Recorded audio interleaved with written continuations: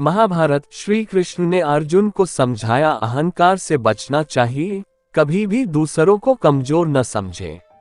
श्री कृष्ण ने अर्जुन को समझाया, अहंकार से बचना चाहिए, कभी भी दूसरों को कमजोर न समझे। अर्जुन और कर्ण के बीच युद्ध हो रहा था। कर्ण के प्रहारों का अर्जुन के रथ पर कोई असर नहीं हो रहा था। ये देखकर अर्जुन को लगा कि कर्ण के बाणों में शक्ति नहीं है। महाभारत के कई ऐसे प्रसंग हैं जिनमें सुखी जीवन के सूत्र बताए गए हैं।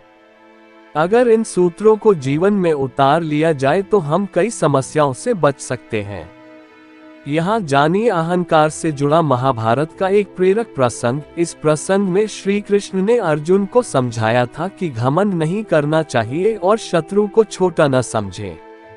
अर्जुन और कर्ण के बीच युद्ध हो रहा था। दोनों ही योद्धा पूरी शक्ति से लड़ रहे थे।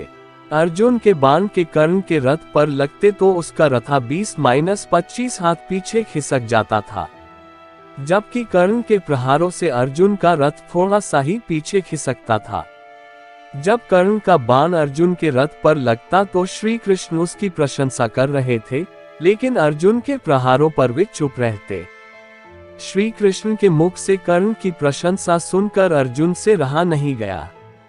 उसने श्री कृष्ण से पूछा कि हे केशव, जब मेरे बाण कर्ण के रथ पर लगते हैं तो उसका रथ बहुत पीछे खिसक जाता है, जबकि उसके बाणों से मेरा रथ थोड़ा सा ही खिसकता है।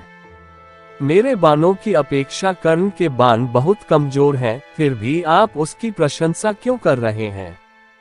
श्री कृष्ण ने जवाब दिया कि तुम्हारे रथ पर मैं स्वयं बैठा हूँ। ऊपर ध्वजा पर हनुमान जी विराजित हैं, रथ के पहियों को स्वयं शेषनाग ने पकड़ रखा है। इन सब के बावजूद कर्ण के प्रहार से ये रथ थोड़ा सा भी पीछे खिसक रहा है, तो इसका मतलब यही है कि उसके बाण कमजोर नहीं है। तुम्हारे साथ मैं स्वयं हूँ और कर्ण के साथ सिर्फ उसका पराक्रम है, फिर भी वह तुम्हें कड़ी टक्कर दे रहा है। इसका मतलब यह है कि कर्ण बिल्कुल भी कमजोर नहीं है।